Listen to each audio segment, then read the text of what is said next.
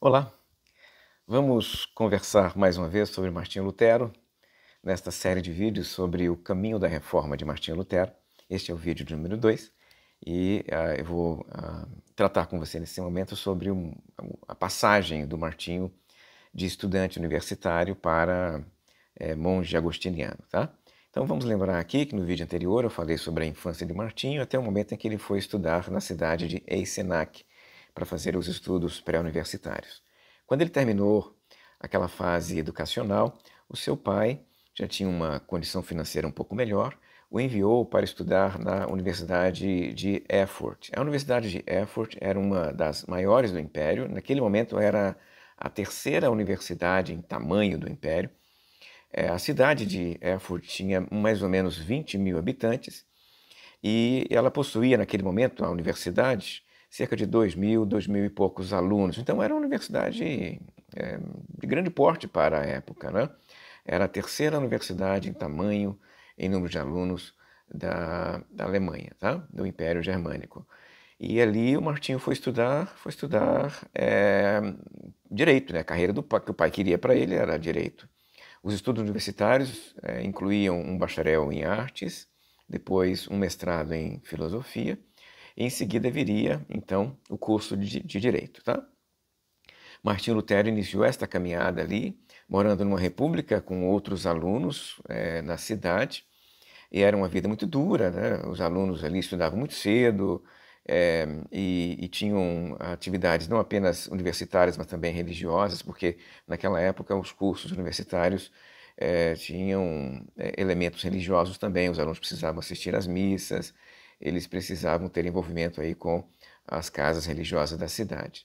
Martinho Lutero passa por essa fase inicial e no momento em que ele está para iniciar os estudos de direito, ele muda de ideia. E os motivos que levaram Martinho a mudar de ideia são debatidos até hoje pelos historiadores, por quem estuda Martinho. Eu vou levantar algumas sugestões para você aqui.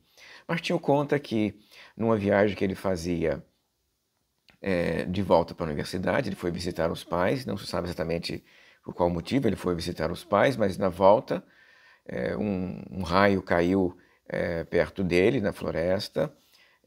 O raio assustou o cavalo, ele caiu do cavalo. Naquele momento ele gritou: "Valei-me Santa Ana". "Valei-me Santa Ana" foi o brado de Martinho. Martinho, naquele momento ali, ele faz um juramento que se ele sobrevivesse, ele iria ingressar no mosteiro.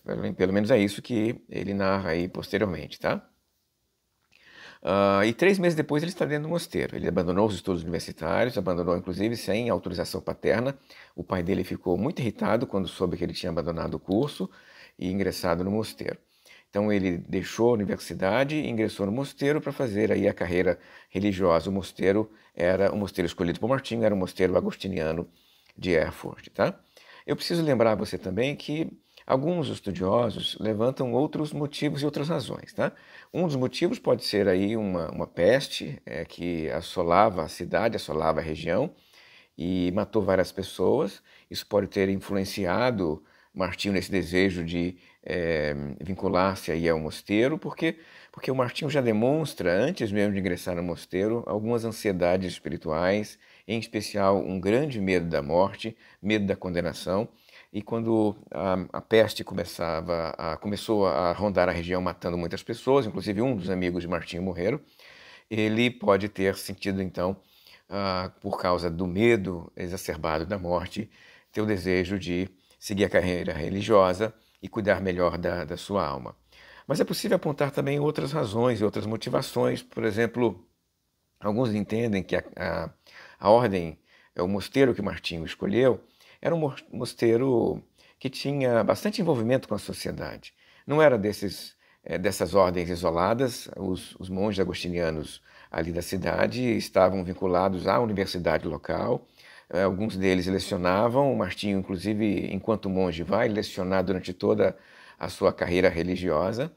E Martinho deve ter olhado para aquilo que eles faziam e se sentido encantado com aquele tipo de vida, né? Uma vida dedicada ao estudo, ao ensino, ao preparo, às leituras, e Martinho gostava disso. O fato de Martinho ter gastado toda a sua existência ensinando, escrevendo, ministrando, demonstra que Martinho gostava desse tipo de vida, e esse elemento pode ter aí realmente algum tipo de peso na sua definição.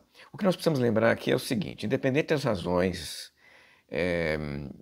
pessoais de Martinho, o que conta para o historiador é que ele faz uma inflexão na vida, na carreira, desiste da carreira do direito, ingressa na carreira religiosa, e importa então para o historiador entender aí o que isso vai contribuir, vai fazer de Martinho, né? Esta carreira religiosa vai trazer para Martinho alguns elementos, em especial a ordem que Martinho escolheu, que era a ordem agostiniana. É bom lembrar que Agostinho de Hipona ele será um dos grandes personagens da história da Igreja a trabalhar temas muito caros para Martinho posteriormente, como, por exemplo, o tema da liberdade, o tema do pecado, o tema da danação.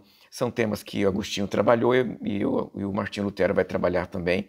Então, a ordem agostiniana pode, de certa forma, aí, ter exercido um papel substancial, significativo, na teologia posterior de Martinho Lutero. Tá? A ordem também rejeitava a escolástica, né?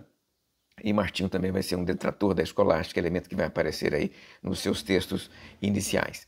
Então, Martinho agora, no ano de 1505, com a idade de 22 anos, ele já está dentro do mosteiro, e é a partir desse momento que eu vou falar no próximo vídeo, o Martinho já monge e jovem monge agostiniano. Até a próxima, se Deus quiser.